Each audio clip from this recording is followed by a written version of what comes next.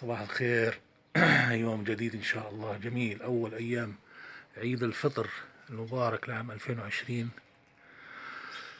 والصباح جميل الحمد لله رب العالمين. شوف ما أجمل المناظر الطبيعية والحياة الجميلة. الحمد لله والشكر لله على نعمه وعلى التي لا تعد ولا تحصى ولا تحصى. اللهم لك الحمد والشكر حتى ترضى، ولك الحمد والشكر إذا رضيت، ولك الحمد والشكر بعد الرضا. بسم الله الرحمن الرحيم. اليوم إن شاء الله راح أشرح لكم طريقة القضاء على الإنفلونزا والرشح والالتهاب اللوزتين، ارتفاع الحرارة، كل الأمراض هذه اللي بتصيب الإنسان في البرد أو في الصيف، واللي دايما الناس بتوجه مباشرة على المضادات الحيوية والأدوية والأمور اللي هي بتخفض بتخفض مستوى جهاز المناعة. إن شاء الله اليوم راح أشرح لكم طريقة مبسطة وسهلة، ما بتأثر على جهاز المناعة، بالعكس بترفع جهاز المناعة وترفع مقاومة الجسم وتطهر الجسم مباشرة. وإن شاء الله تابعونا خطوة خطوة، وبإذن الله بتدعوا لي. بس ما تنسوا تنشروا الفيديو حتى تعمل فائدة، وإن شاء الله إنه الفائدة تعم مع الجميع والجميع يستفيد. وإن شاء الله راح تلاقوا نتائج رائعة جدا جدا جدا. هذا الكلام عن تجربة شخصية إلي وتجربة مع المقربين، يعني ما راح انتوا لما تجربوها راح تلاحظوا فرق شاسع بإذن الله تعالى. تابعونا إن شاء الله خطوة خطوة. طيب نبدأ على طول إن شاء الله. جهزوا لي نص قدح في ماء، والغلاية والمكونات الثانية. ويا أحبائي في الله، بعدها بتجهزوا نص ليمونة أو ليمونة حبة كاملة زي ما بدكم، يعني أنتوا أحرار. بنحط المية في الغلاية وبنعصر الليمونة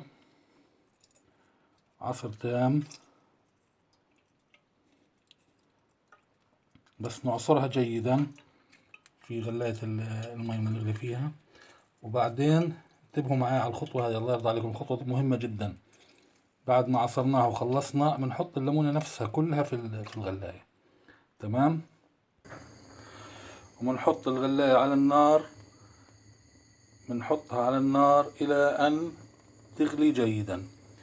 طبعا في خلال الغلي بدكم تنتبهوا للنقطة هذه، ركزوا معي على الخطوة هذه الله يرضى عليكم، مهمة جدا. وهي بتغلي بتضلكم ماسكين زي هيك وتضغطوا على الليمونة عشان يطلع السبيرتو والمكونات الداخلية في قشرة الليمون. هذه مهمة جدا. وبضلكم طول ما هي لحد ما تغلي وانتم تضغطوا عليها لحد ما تغلي. نستمر في عملية الغلي والضغط على قشرة الليمون. طبعا هذه للسعال، لا انفلونزا، لا الرشح، لا ارتفاع درجة الحرارة، وهن في العظم، أي آلام برد بتشعروا فيها، اعملوا الطريقة هذه بإذن الله تعالى على مسؤوليتي. لكن لا تنسوني من الدعاء، أهم نقطة في الموضوع إنكم ما تنسوني من الدعاء، الله يرضى عليكم.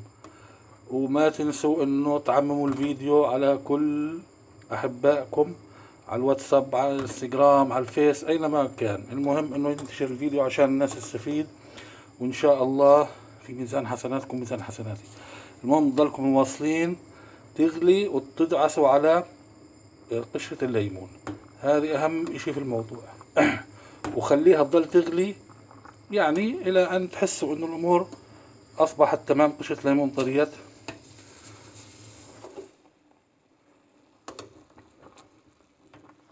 بعد بعد تقريبا يعني لما تغلي بدقيقتين 3 دقائق صبناها في الكاسة. وبعدين بنضل نضغط برضو على قشرة الليمون عشان نطلع اللي فيها، وبنصفيها وبناخد اللي فيها. شايف هذه كلها.